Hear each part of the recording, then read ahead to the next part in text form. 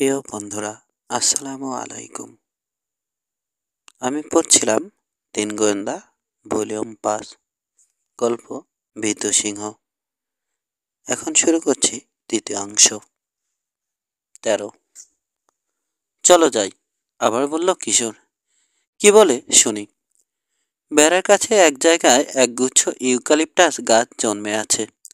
ওগুলোর ঝুলে ছড়িয়ে থাকা ডালপাতার আড়ালে লুকিয়ে বসা যাবে। হামাগুড়ি দিয়ে সেদিকে এগোতে শুরু করলো কিশোর। পেছনে রবিন আর মূসা। ছায়ায় ছায়ায় নীরবে চলে এলো গুচ্ছটার তলায়। বাতাসে এক ধরনের তৈলাক্ত ঔষধি গন্ধ ছড়াচ্ছে ইউক্যালিপটাস। ডেইমিং এর কাছ থেকে বড়জোর ২০ ফুট দূরে রয়েছে এখন ওরা। যান্ত্রিক শব্দ বেরোলো ওয়াকি টকির স্পিকার থেকে। ওটা প্রায় ঠোঁটের কাছে ঠেকিয়ে কথা বলল ডেইমিং। শোনা গেল, বুঝতে পারল ছেলেরা। এদিকে এসো, বলল ডেইমিং। আসছি, জবাব দিল স্পিকার। জঞ্জালের পাহাড়ের ধার দিয়ে চুপি চুপি আসতে দেখা গেল একটা ছায়ামূর্তিকে। ওই লোকটার হাতেও ওয়াকি টকি, লম্বা অ্যান্টেনা পুরো খুলে রেখেছে। কিছু পেলে ডারেল? জিজ্ঞেস করল কোদালমুখ। না, জবাব এলো ওয়াকি টকিতে। দেখো ওখানে কোনো কিছুর তলায় লুকিয়েছে হয়তো। আমি এখানটায় দেখছি। পায়ের কাছে পড়ে থাকা একটা ভাঙা ম্যাডগার্ড তুলে ছুঁড়ে ফেলল কোদালমুখ। নীরবতার মাঝে ঝনঝন শব্দটা বেশি জোরালো হয়ে কানে বাজল। একটা বাম্পার, একটা রেডিয়েটর গ্রিল সরালো ডেইমিং। ভালো মতো খুঁজে দেখল, মাথা নাড়ল। এগিয়ে আসছে অন্য লোকটা। ডেইমিং এর মতোই জঞ্জাল সরিয়ে দেখতে দেখতে আসছে। একেবারে কাছে চলে এলো লোকটা। ডেইমিং এর মতোই সেও একটা কালো বিজনেস স্যুট পরেছে। দুজনেই চেপে নামিয়ে দিল যার যার ওয়াকিটকির অ্যান্টেনা। খড়ের গাদায় সুই খুঁজছি আমরা, বলল দ্বিতীয় লোকটা। জানি, কোদালমুখর জবাব, কিন্তু হারানো চলবে না, খুঁজে বের করতেই হবে। অন্যটাতে গিয়ে খুঁজলে কেমন হয়? ওই জ্যাঙ্কিয়ারটা মনে হয় না আছে ওখানে। তবে কোকড়াচুলো ছেলেটার উপর চোখ রাখা দরকার। দেখে যেরকম মনে হয় তত বোকা নয় ছেলেটা। বোধহয় কোনো কিছুর গন্ধ পেয়েছে। পরস্পরের দিকে তাকালো তিন গোয়েন্দা। কোকড়াচুলো বলতে কাকে বুঝিয়েছে বুঝতে পেরেছে। ক্ষণিকের জন্যে এদিকে ফিরল দ্বিতীয় লোকটা। চাঁদের আলোয় তার চেহারা দেখা গেল। ছোট কুতকুতে চোখ, থ্যাবড়া নাক, যেন থ্যাবড়া মেরে ধসিয়ে দেয়া হয়েছে। কলিন্স যে দুটো আনলো আজকে, ওগুলোতে আছে? খুঁজবো? মাথা নাড়ল ডেইমিং। পকেট থেকে এক টুকরো কাগজ বের করলো। না, এখন না, টের পেলে পাখি উড়ে যেতে পারে। কাগজটা দেখিয়ে বলল, ডোরাসলামের message. Docs rocks knocks x Rex box, 6টা এক্স, কেবল কোড। হয়তো 600 এর কথা বলছে। তার মানে $10 লাখ। বুঝলে ড্যারেল, সোজা ব্যাপার না, অনেকগুলো পাথর। কাজ জাগালো ড্যারেল। তা তো বুঝলাম, কিন্তু দেরি করলে না সাফ করে ফেলে। এখনই গিয়ে ধরছি না কেন ব্যাটাকে? কাগজের টুকরোটা পকেটে রাখতে রাখতে বলল ডেইমিং, অপেক্ষা করতেই হবে, সুযোগ নিশ্চয় দেবে। হুঁশিয়ার আর কতক্ষণ থাকবে? খালি একটা ভুল করুক, অমনি ক্যাক করে ধরব। আর তার আগেই যদি পাথরগুলো পেয়ে যাই, তাহলে তো সোনায় সোহাগা। একই সঙ্গে দুই পাখি। ঠিক আছে, যা ভালো বোঝো। সিন বেটা এসবে আছে কিনা বোঝার দরকার। টাকার জন্যে মরিয়া হয়ে উঠেছে। 50,000-এর চুক্তি করেছে। শর্তের গোলমাল হলে কেস ঠুকে দেবে কলিন্সের নামে। টাকাটা না দেওয়ার চেষ্টা করবে। গরিলাটাকে সেও ছেড়ে দিয়ে থাকতে পারে। হেসে উড়ুতে চাপ্পড় মারল ডারেল। ব্যাটাকে বাগে পেলে দেখে নেব 1 হাত। সেদিন শুটিং দেখতে গিয়েছিলাম, সেটা থেকে বের করে দিল আমাকে। কোদাল মুখও হাসলো। আমার সঙ্গে অবশ্য এখনো খারাপ ব্যবহার করেনি। যাকগে, চলো আজ যাই, কাল আবার এই সময়ে এসে খুঁজব। আচমকা ঘুরে দাঁড়ালো ডেইমিং। ড্যারেল চলল তার উল্টো দিকে। কিশোরের গায়ে কনইয়ের গুঁতো দিয়ে ইঙ্গিত করল মূসা। ডেইমিং যেদিকে যাচ্ছে দেখালো। এক জায়গায় জালের বেড়া কাত হয়ে মাটি ছুঁই ছুঁই করছে, অথচ আগেরবার ওটা খাড়া দেখেছিল ওরা। কাত হয়ে থাকা বেড়া পেরিয়ে এপারে চলে এলো ডেইমিং। খুঁটিটাকে তুলে আবার সোজা করে দিল বেড়াটা। হাতের ধুলো ঝাড়ল, তারপর ঢাল বেয়ে উঠতে শুরু করলো। সাদা বাড়িটার দিকে চলেছে। দেখতে দেখতে হারিয়ে গেল বনের ভেতরে। পায়ের শব্দ মিলিয়ে গেল ধীরে ধীরে। উঠল 3 গোয়েন্দা। স্যালভেসিয়ারটা নীরব, কাজ বন্ধ। ড্যারেলকেও দেখা যাচ্ছে না আর। পাহাড় বেয়ে উঠতে শুরু করলো ছেলেরা। কিসের শব্দে চমকে থেমে দাঁড়ালো মূসা। অন্য দুজনও দাঁড়িয়ে গেল। ঘাসের মধ্যে কিসের নড়াচড়া, হালকা পদশব্দ। আবার কোনো জানোয়ার? কালো চিতাটা না তো? দুরু দুরু করে উঠল ছেলেদের বুক। ঘাসবনের কিনারে একটা গাছের ওপাশ থেকে বেরিয়ে এলো একটা ছায়ামূর্তি। কি দেখার জন্য দাঁড়ালো না ছেলেরা, ঘুরেই দিল দৌড়। সে করে হোঁচট খেয়ে প্রায় উড়ে গিয়ে মুখ থুবড়ে পড়ল কিশোর। হাত পা ছুঁড়ে পাগলের মতো ওঠার চেষ্টা করতে গিয়ে হাতে লাগলো ঠান্ডা শক্ত কিছু। আত্মরক্ষার তাগিদে ধরল জিনিসটা, তুলে নিল। বাড়ি দিয়ে ঠেকানোর চেষ্টা অন্তত করা যাবে। উঠে দাঁড়ালো। পেছনে শোনা গেল গো গো। হাতের জিনিসটা এক নজর দেখল সে, একটা লোহার শিক। কিশোরের হাত ধরল মূসা, টেনে নিয়ে চলল। পেছনে অন্ধকারের আগে চেঁচালো কেউ। টর্চ জ্বলে উঠল। আলো এসে পড়ল ছেলেদের গায়ে। ঝোপঝাড় মারিয়ে ছুটে আসতে ভারী লোকটা। দেখার জন্যে থামলো না ছেলেরা। ছুটছে রবিন আগে আগে, পেছনে অন্য দুজন। কিশোরকে প্রায় হিসড়ে নিয়ে চলেছে মূসা। হাতের শিকটা ফেলেনি গোয়েন্দা প্রধান। পেছনে চিৎকার করছে লোকটা, ওদেরকে থামতে বলছে। থামলো তো নাই, বরং গতি আরো বাড়ালো ওরা। পেরিয়ে এলো পাহাড়। এত জোরে হাঁপাচ্ছে, হাঁপড়ের মতো ওঠানামা করছে বুক। বন থেকে বেরিয়ে পথে এসে পড়ল। এই পথই গেছে কলিন্সদের বাড়িতে। রোলস রয়েসটা দেখতে পেল। আগের জায়গায় দাঁড়িয়ে আছে। ওরা ছুটল সেদিকে। হ্যাঁচকা টানে দরজা খুলে গাড়ির ভেতরে প্রায় ঝাঁপ দিয়ে পড়ল কিশোর। হ্যানসন, জলদি ছাড়ুন। 3 গোয়েন্দার কাজের সঙ্গে পরিচিত হ্যানসন একটা প্রশ্ন না করে ইঞ্জিন স্টার্ট দিল। মূসা আর রবিন উঠে বসতেই চলতে শুরু করলো গাড়ি। রওনা দিল গেটের দিকে। বনের ভেতর থেকে লাফ দিয়ে এসে পথে নামলো বিশালদেহী এক লোক, ব্রাড। টর্চ নামিয়ে হাত নেড়ে চেঁচামেচি করছে, থামতে বলছে ওদেরকে। থামবেন না, বলল কিশোর, চালিয়ে যান। গায়ের উপরই এসে পড়ে দেখে লাফিয়ে একপাশে সরে গেল ব্রড। পিছে চেয়ে দেখলো ছেলেরা। আফ্রিকান জঙ্গলি নৃত্য জুড়েছে জাঙ্গল ল্যান্ডের নতুন সহকারী। ঘুষি পাকিয়ে দেখাচ্ছে। তাকে দোষ দিতে পারল না ওরা। হয়তো তার উপর নির্দেশ রয়েছে কড়া পাহারা দেওয়ার জন্যে। তার কাজ সে করছে। গেটের পাল্লা বন্ধ। দরজা খুলে লাফিয়ে নেমে দৌড়ে গেল মূসা। তালাবন্ধ নয়, শুধু ভেজিয়ে রাখা হয়েছে। ঠেলা দিয়ে পাল্লাটা খুলে দিয়েই আবার দৌড়ে এসে উঠল গাড়িতে। হাঁপাতে হাঁপাতে বলল মূসা, ব্রড আমাদের চেনে, ও এমন ব্যবহার করলো কেন কিশোর? গোয়েন্দা প্রধান শুনল বলে মনে হলো না। এক নাগারে চিমটি কাটছে নিচের ঠোঁটে। গভীর ভাবনায় ডুবে গেছে। নিরাপদে ইয়ার্ডে পৌঁছল রোলস রয়েস। ছেলেদের নামিয়ে দিয়ে গাড়ি নিয়ে চলে গেল হ্যানসন।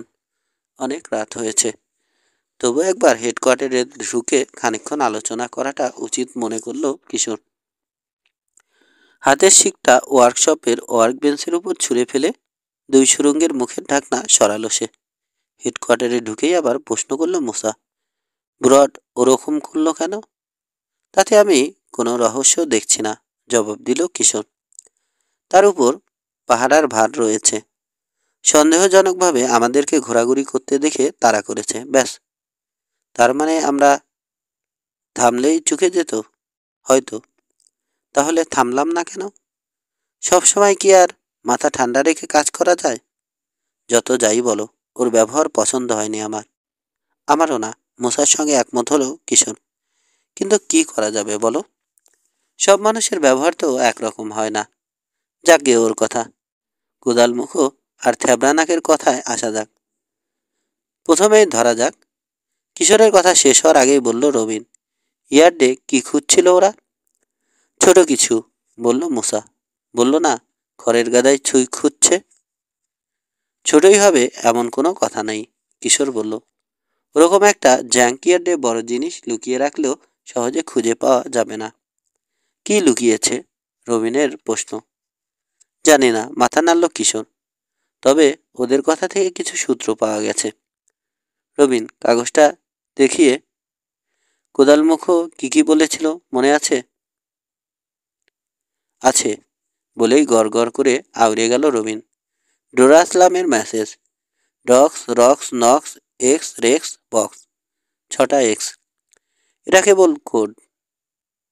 হয়তো 600 কে এর কথা বলেছে।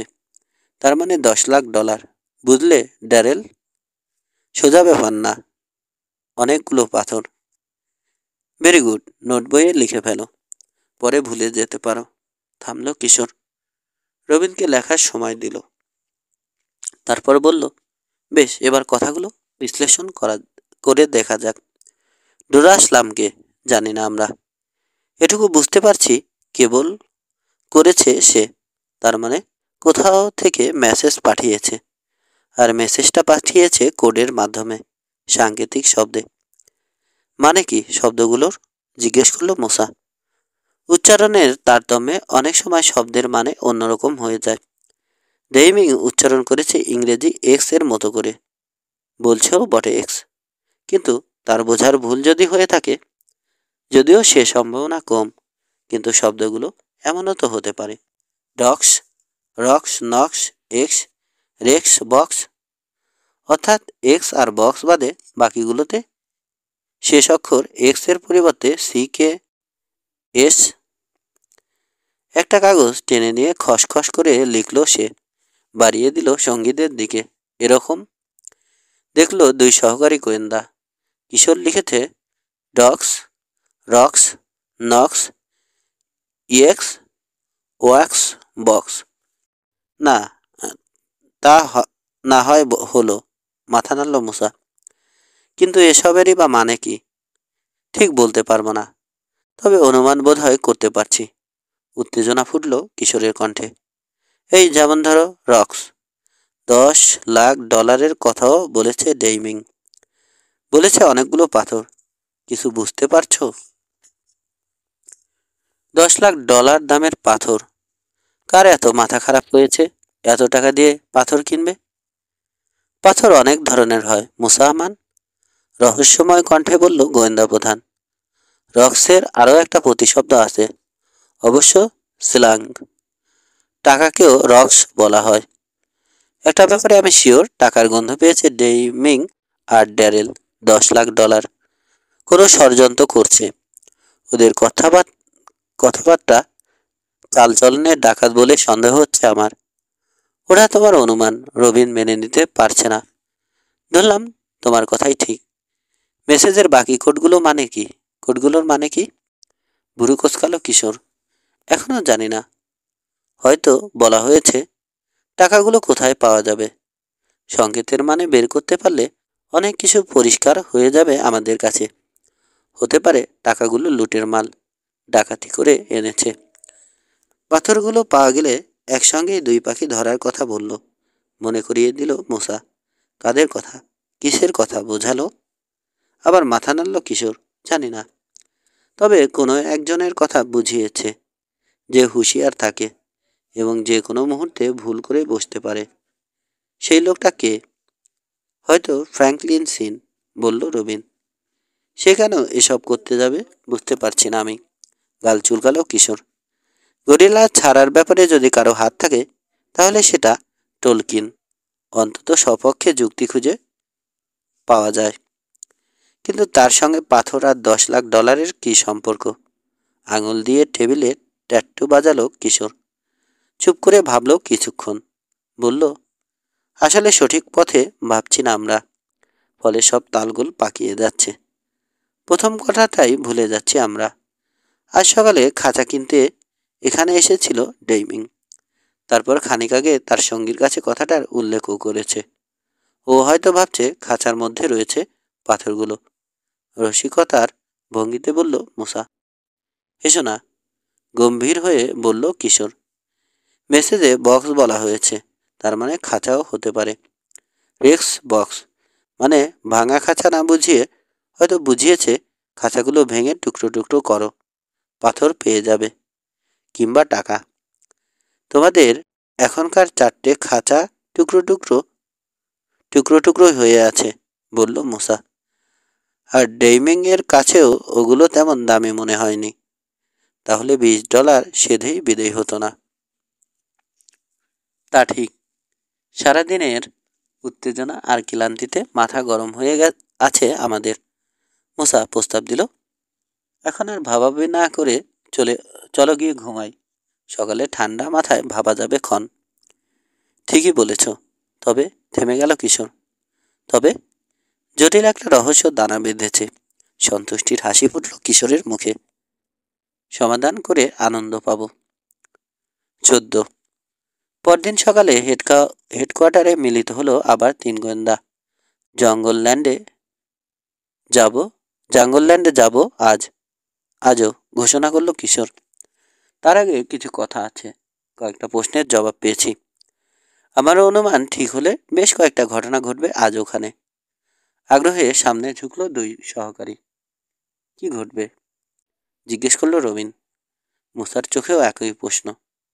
বজ্রপাত ঘটালো যেন কিশোর। কলিন্স ভাইরা চোরাচালানিদের দলের সঙ্গে জড়িত।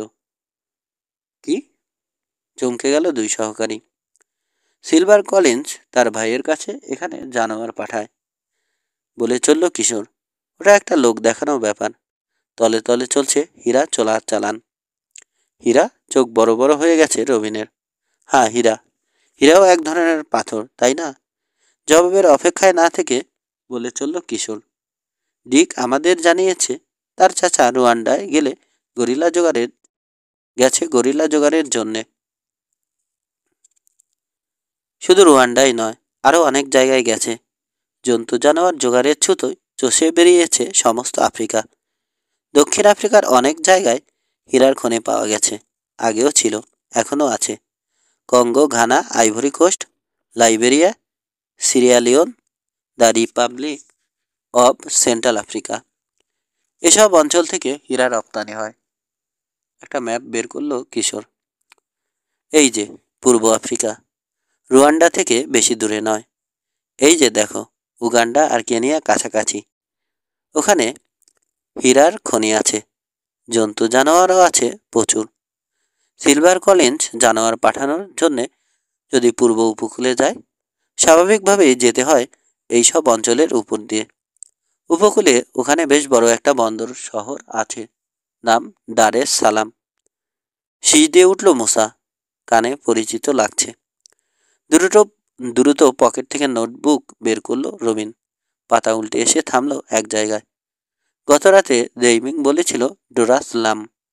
তার মানে দারেস সালামকে উচ্চারণের কারণে ওরকম শোনা গেছে। তাই মাথা ঝোঁকালো কিশোর। ওই মেসেজ কি করে জোগাড় করলো ডেইমিং? বুঝতে পারছি না।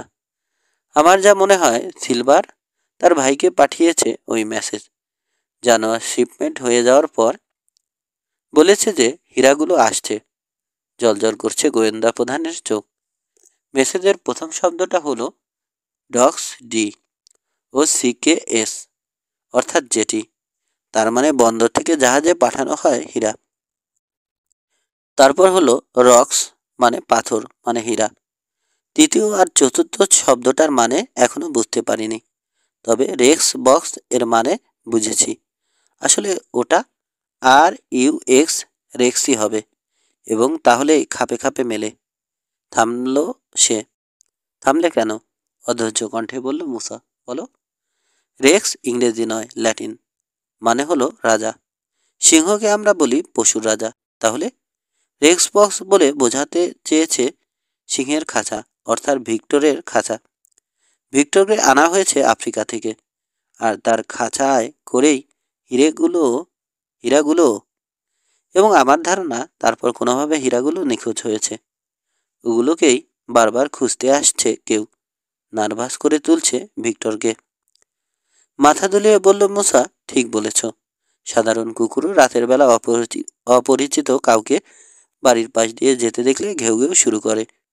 কিন্তু উইলবার কলিন্স ভিক্টরের অপরিচিত নয়, রবিন বলল। না, উইলবার কলিন্স ভিক্টরকে উত্তেজিত করেননি, বলল কিশোর। অন্য কেউ। ফ্র্যাঙ্কলিন সিন, মুসা বলল। সবাইকে উত্তেজিত করার ক্ষমতা আছে ওর। হতে পারে, কিন্তু ওর সঙ্গে যোগাযোগ মেলাতে পারছি না। তুড়ি বাজালো মুসা। বুঝেছি, টোলকিন। মনে আছে সেদিন ভিক্টরকে খাঁচা থেকে ছেড়ে দিয়েছে? সিংহটাকে বের করেছে খাঁচায় হীরা খোঁজার জন্যে। ভুলে যাচ্ছ, মনে করিয়ে দিল কিশোর। খাঁচা থেকে নয়, ঘর থেকে। ভিক্টরের খাঁচা আগেই ফেলে দেয়া হয়েছে। ডেমিং আর ড্যারেলের ব্যাপারটা কি? প্রশ্ন করল রবিন। ওরা কোথায় ফিট করছে? কি খুঁজছে? জানে ওরা। এমনকি কোথায় খুঁজতে হবে মনে হলো তাও জানে। হতে পারে ওরা দুজন একই দলের লোক, কলিন্সদের দলের। জাঙ্কিয়ার্ডে খুঁজতে গিয়েছিল কেন তাহলে? হীরাগুলো ওখানেও হারিয়ে থাকতে পারে। কি বলেছিল ড্যারেল, মনে আছে? খড়ের গাদায় সুই খুঁজছে। দুই পাখির ব্যাপারটা কি তাহলে? তাই তো, ওটা তো ভুলেই গিয়েছিলাম। না, এখানে এসে আবার মিলছে না। এক দলের লোক না ওরা। এখন মনে হচ্ছে ডেইমিং আর ড্যারেল কলিন্সদের শত্রুও হতে পারে। বড্ড গোলমেলে, জটিল। গাল ফুলিয়ে ফোঁস করে মুখ দিয়ে বাতাস ছাড়ল রবিন। ভাবছি ডিক এসবের কতখানি জানে। বোধহয় কিছুই না। সাবধানে কথা বলতে হবে আমাদের। হাতে প্রমাণ না নিয়েও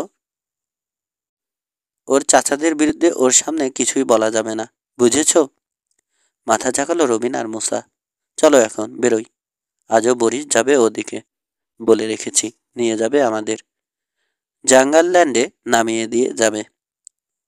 15। 3 গোয়েন্দার আসার অপেক্ষায় বাড়িতেই বসিয়েছিল ডিক। সারা পেয়ে বেরিয়ে এলো।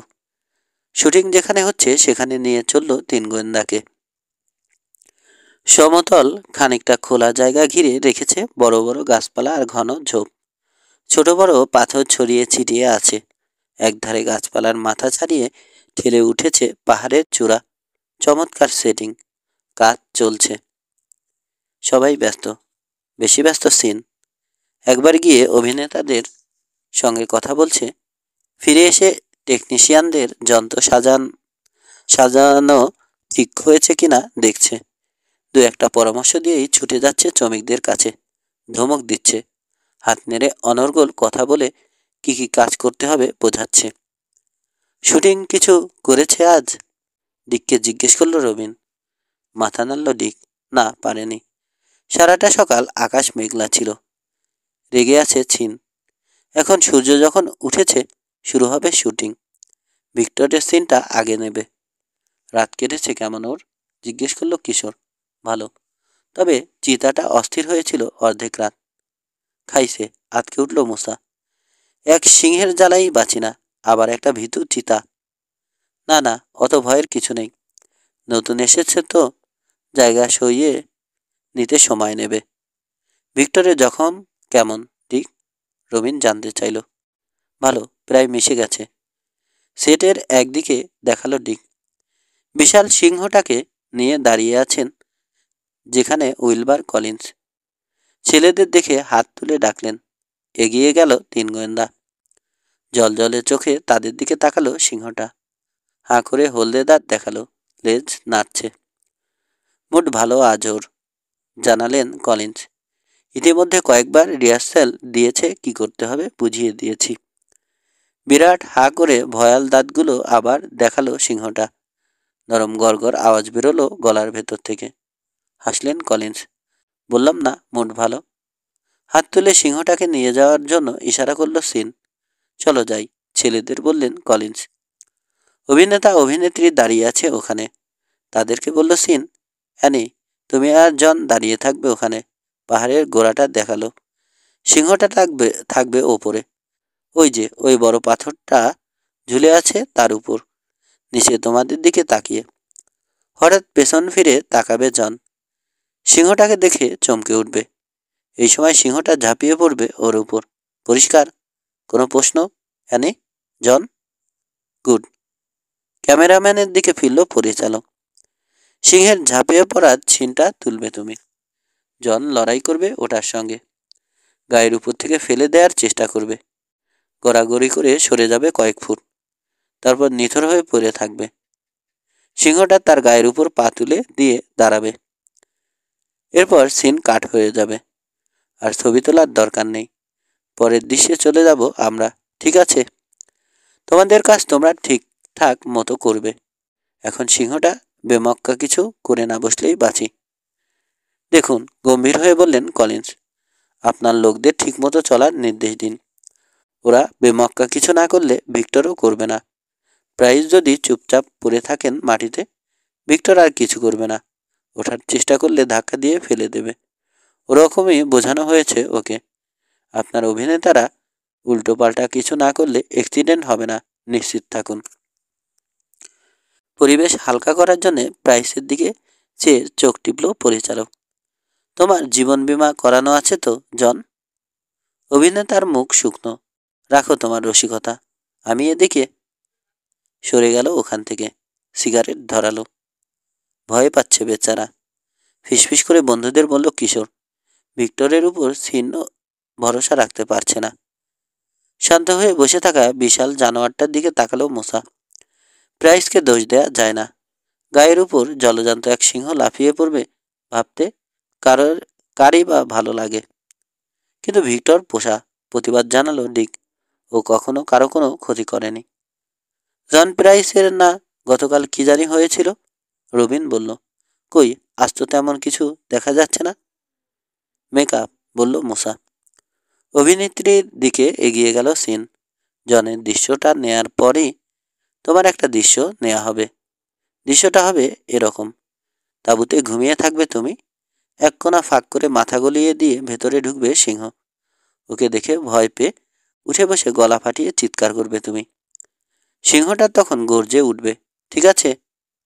বোকার মতো কিছু করে বসো না। এই যেমন লাফ দিয়ে মাটিতে নামা, সিংহটাকে আঘাত করা। খবরদার, ওসব কিচ্ছু করবে না। শুধু বিছানায় উঠে বসবে, গা থেকে চাদর সরাবে, চিৎকার করবে, ব্যাস। বুঝেছ? সিংহের সঙ্গে আর কখনো অভিনয় করিনি মিস্টার সিন, ভয়জড়িত কণ্ঠে বলল অভিনেত্রী। সত্যি বলছেন ও কিছু করবে না? হাসল সিন। কলিন্স গ্যারান্টি দিয়েছে করবে না।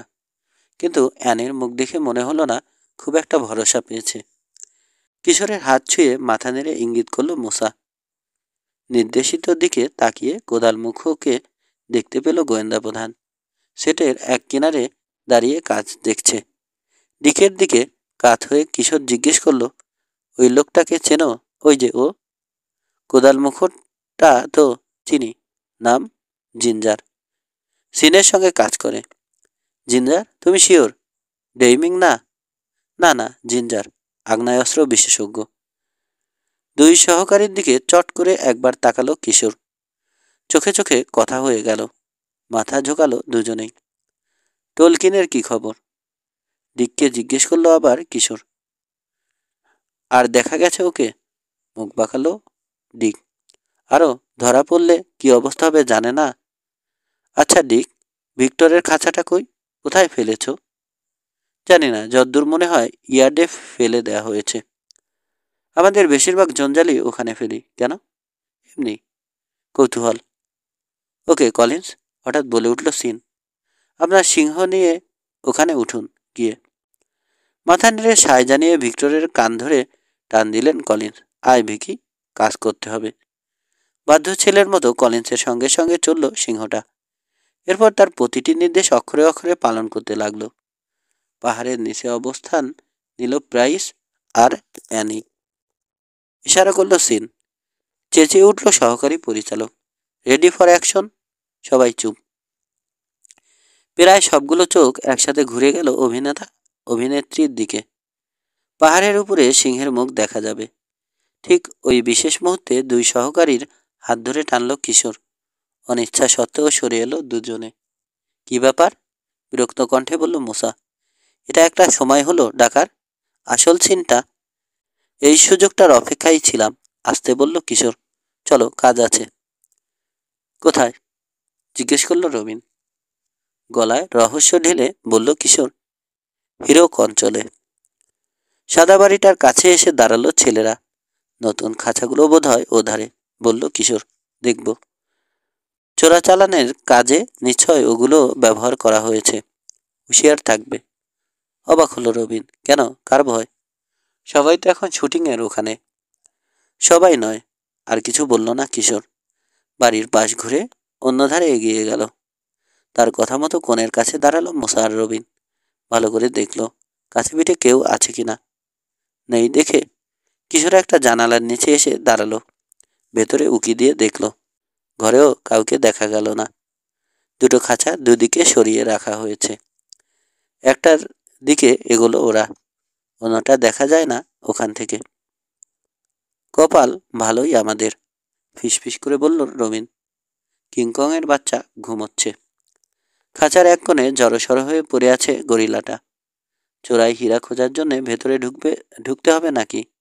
মুসার কণ্ঠে অস্বস্তি। জবাব না দিয়ে খাঁচার একেবারে কাছে গিয়ে দাঁড়ালো কিশোর। আনমনে বিড়বিড় করল, কিভাবে আনা হয়েছে? কোনো চোরা খোপটোপ হতে পারে, বাধা দিয়ে বলল রবিন। কিন্তু সেটা বুঝবে কিভাবে? না, বাইরে থেকে কিছুই বোঝা যাচ্ছে না। ভেতরে ঢুকে দেখতে পারলে ভালো হতো। কিন্তু গরিল্লাটা রয়েছে। ভাবনায় পড়ে গেল কিশোর। স্বস্তির নিঃশ্বাস ফেলল মুসা। আল্লাহ বাঁচিয়েছে। আমি তো ভাবছিলাম গরিল্লাটার সঙ্গে ভেতরে ঢোকাবে আমাদেরকে। ঘুরে দাঁড়ালো কিশোর। চলো, চিতার খাঁচাটা দেখি গে। কিছু দূর এগিয়ে স্থির হয়ে গেল হঠাৎ। কি হলো? ভুরু নাচালো রবিন। চুপ, নড়বে না, দৌড় দেবে না। হয়েছেটা কি? ভয় পেয়েছে মুসা। সামনে দেখো। কিশোরের গলা কাঁপছে। খাঁচার দরজা খোলা। চিতাটা ভেতরে নেই। শূন্য খাঁচার দিকে তাকালো দুজনে। ভয়ের ঠান্ডা চোট নেমে গেল শীত দ্বারা বেয়ে। পা অবশ্যই আসছে। শরীরের ভার ধরে রাখতে অক্ষম হয়ে যায় বুঝি। আতঙ্ক চরমে উঠল। পেছন থেকে যখন শোনা গেল পরিচিত ভয়াবহ শব্দটা। চিতার তীক্ষ্ণ শীষ, সেই সঙ্গে চাপা গর্জন। ঢোক গিলল কিশোর। রবিন আর মুসার কাছ থেকে সামান্য তফাতে রয়েছে ও। মুখ ফেরাতেই চোখে পড়ল ওটাকে। ফিসফিসিয়ে বলল, 20 ফুট দূরে, ঠিক তোমাদের পেছনে, গাছের উপর। একসাথে থাকা উচিত আমাদের। আমি 3 গুনলেই। কথা শেষ হলো না। লম্বা ঘাসের মাথায় ঢেউ দেখা গেল। দম বন্ধ করে দেখল সে ঘাসের মাথা ফাঁক হচ্ছে। বেরিয়ে এলো একটা চকচকে নল। নলের মুখ ধীরে ধীরে উপরে উঠছে।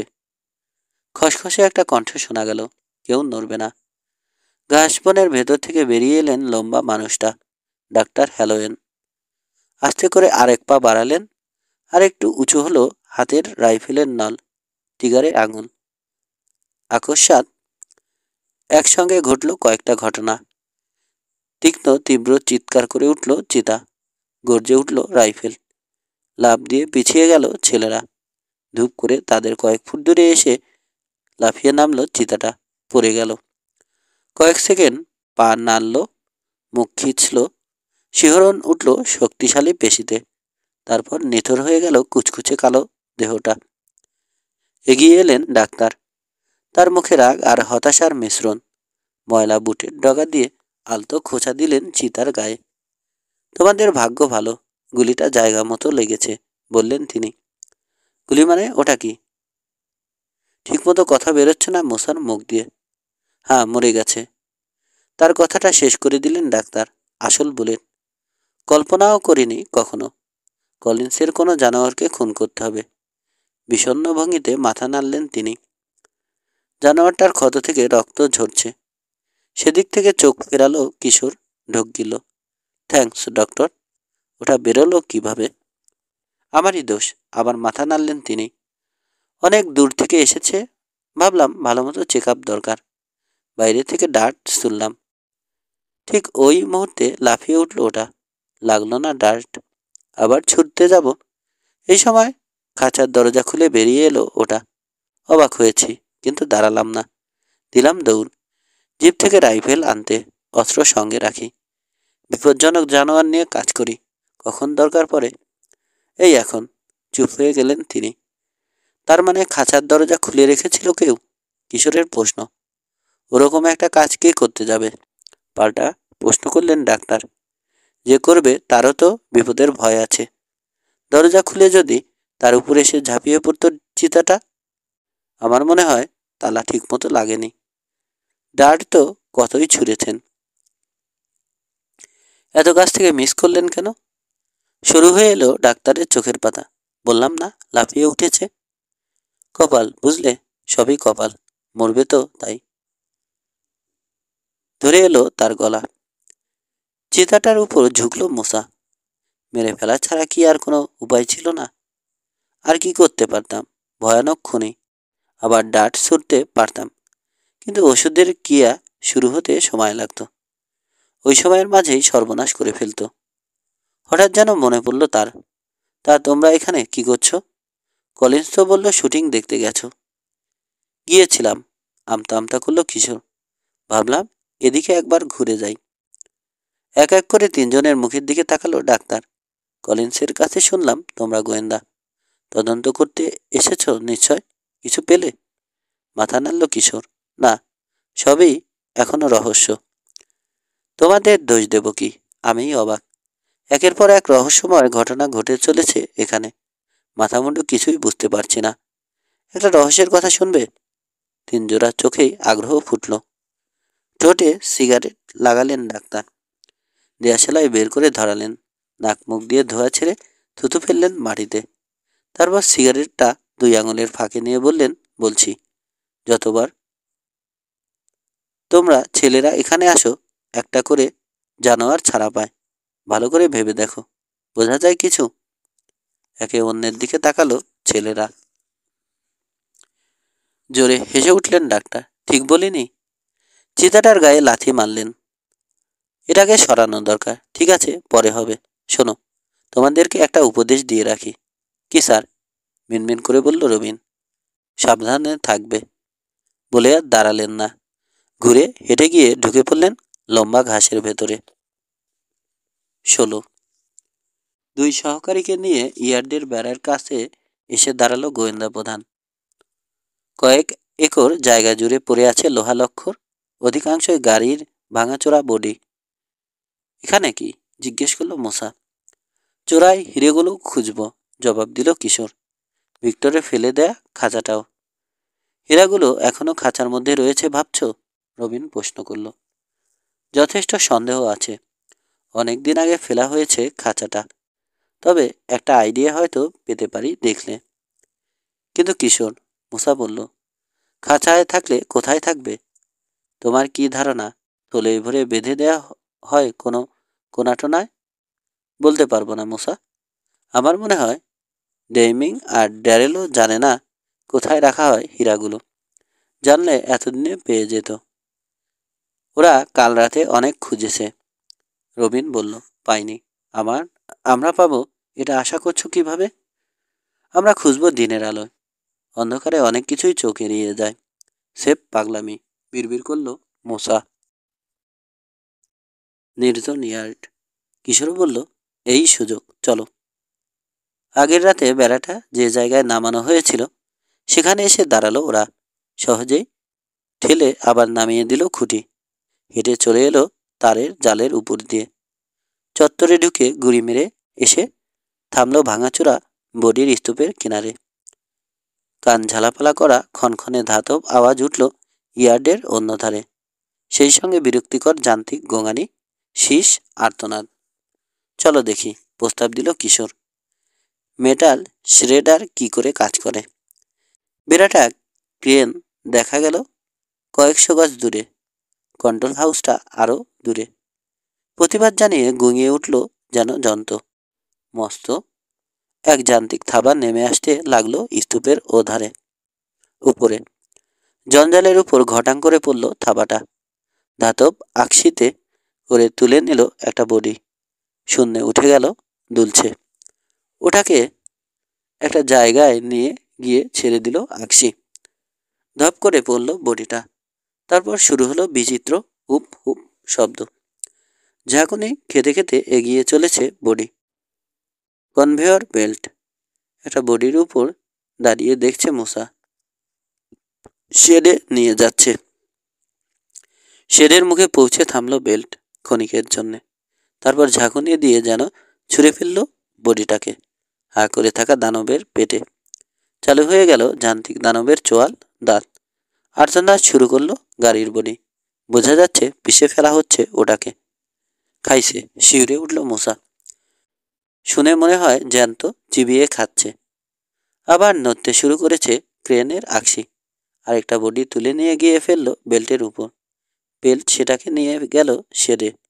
আবার চিবানো আর আর্তনাদের পালা। এত বিশ্রী শব্দ, গায়ের রোম খাড়া হয়ে যায়। বুঝলাম কিভাবে কাজ করে, বলল কিশোর। এসো, এবার আমাদের কাজ শেষ করি। খুঁজলো কিছুক্ষণ ওরা, পেল না কিছুই। কি খুঁজছি জানলে আরো সহজ হতো। ধাঁ করে ধাতব একটা জিনিসে লাথি মারল মূসা। সেকেন্ড, চেঁচিয়ে উঠল কিশোর। কি ওটা? বলতে বলতে ছুটে এসে তুলে নিল। দেখে তো মনে হয় এককালে খাতার অংশ ছিল, মন্তব্য করল রবিন। কি করে বুঝলে? মূসা বলল। দেখে তো কিছুই বোঝা যায় না। শিকটিক কিছুও তো নেই। শিকটিক কিছুই তো নেই। সব কিছু ভর্তা করে দিয়েছে হয়তো মেটাল শ্রেডার, বলল কিশোর। ভুলে যাচ্ছ কেন? যন্ত্রটা কম্পিউটার, ধাতু চেনে, আলাদা আলাদা করে ফেলে। তাই তো। পরক্ষণেই প্রায় ডাইভ দিয়ে পড়ল যেন মশা। কতগুলো জঞ্জালের ভেতর থেকে টেনে হিসড়ে বের করে আনলো একটা লোহার শিক। আনন্দে প্রায় লাফিয়ে উঠল কিশোর। নাচ জুড়ে দেবে যেন এখনই। এটাই এটাই বোধহয় খুঁজছি আমরা, দেখি। কিশোরের হাতে দিল ওটা মশা। আরে, সাংঘাতিক ভারী তো। দেখে এতটা মনে হয় না। চকচকে চোখে শিকটা দেখছে কিশোর। আরেকটা যে আছে, যেটা পেয়েছি। হাঁ হয়ে গেল হঠাৎ। কি ব্যাপার? জিজ্ঞেস করলো রবিন। শিকটা কাঁধে ফেললো কিশোর। কুইক, বেরিয়ে যাওয়া দরকার। এত তাড়া কিসের? মূসা বলল। একটা পেয়ে যখন এত খুশি, আরো খুশি করতে পারি তোমাকে। দাঁড়াও, আরো কয়েকটা শিক খুঁজে দিই। চলতে শুরু করেছে কিশোর। অন্যগুলো এটার মতো হবে না। কি আছে এটাতে? জবাব দিল না কিশোর। দ্রুত এগিয়ে যাচ্ছে বেড়ার দিকে। কাজ ছেড়ে ফেরার পথে চাঙ্গলল্যান্ড থেকে 3 গোয়েন্দাকে তুলে নিল বরিশ। গভীর চিন্তায় ডুবে আছে কিশোর। পথে তার সঙ্গে একটা কথাও হলো না রবিন আর মূসার। ইয়ার্ডে পৌঁছে গাড়ি থেকে নেমে সোজা ওয়ার্কশপের দিকে ছুটল কিশোর। ঢুকেই চেঁচিয়ে উঠল, নেই। কি নেই? পাশে এসে দাঁড়ালো রবিন। লোহার শিক, যেটা গত রাতে কুড়িয়ে পেয়েছিলাম। দরজায় লাগানোর জন্যে যেটা রেখেছিলাম, সেটাও নেই। এখানেই তো রেখেছিলে, মূসা বলল। গেল কোথায়? কিন্তু সাধারণ শিকের জন্যে এমন করছো কেন? কিছুই তো বুঝতে পারছি না। অধৈর্য হয়ে হাত নাড়ল কিশোর। দেখি চাচাকে জিজ্ঞেস করে। চত্বরের একধারে বসে আরামে পাইপ টানছেন রাশেদ পাশা। ছেলেদের দেখে মুখ তুললেন। চাচা, ওয়ার্কশপে একটা লোহার ডান্ডা ছিল, শুরু করলো কিশোর। তার কথা শেষ হওয়ার আগেই হাত তুললেন রাশেদ পাশা। যত ডান্ডা আর শিক আছে সব খুঁজে নেওয়া হয়েছে। কেন? কেন? হাসলেন রাশেদ পাশা। অবশ্যই খাঁচাগুলো মেরামতের জন্যে। তোর চাচি আর রোবার গিয়ে খুঁজে আনলো। একটা লোক এসেছিল খাঁচা কিনতে। খুবই নাকি দরকার তার, জরুরি। কি আর করব, যত ডান্ডা শিক পেয়েছি জোগাড় করে মোটামুটি মেরামত করে দিয়েছি খাঁচাগুলো। কে এসেছিল? মুখ কালো হয়ে গেছে কিশোরের। কাল যে কোদাল মুখোটা এসেছিল সে? না আরেকজন ভালো লোক। এতই মুগ্ধ করে ফেললো আমাকে, কি বলবো। মন পরিবর্তন করতে বাধ্য হলাম। সার্কাস পার্টিকে না দিয়ে তাকেই দিয়ে দিলাম। কথাবার্তা ব্যবহার খুব ভালো লোকটার। হতাশ ভঙ্গিতে শুধু মাথা নাড়ল কিশোর। জোরে জোরে পাইপে কয়েকবার টান দিয়ে ধোঁয়া ছাড়লেন রাশেদ পাশা। জানিস 4টে খাঁচার জন্য কত দিয়েছে? $400। চাচা, স্যাট উইক ভ্যালি থেকে এনেছিলে খাঁচাগুলো না? জিজ্ঞেস করলো কিশোর। হ্যাঁ, আরেকটা সার্ভিস ইয়ার্ড, তবে ভিন্ন ধরনের, ঠিক আমাদেরটার মতো না। ওদের মূল ব্যবসা গাড়ির বডি জোগাড় করে ধাতু আলাদা করা, তারপর চড়া দামে বিক্রি করে। উঠলেন রাশেদ পাশা। অফিসের দিকে পা বাড়াতে যাবেন, ডাকলো কিশোর। চাচা 1 মিনিট। লোকটার নাম জিজ্ঞেস করেছিলে? হাসলেন তিনি। জিজ্ঞেস করতে হয়নি, নিজে নিজে বলেছে। Collins, Wilbur Collins. জন্তু জানোয়ার নাকি পালে, সেজন্যে খাঁচা দরকার।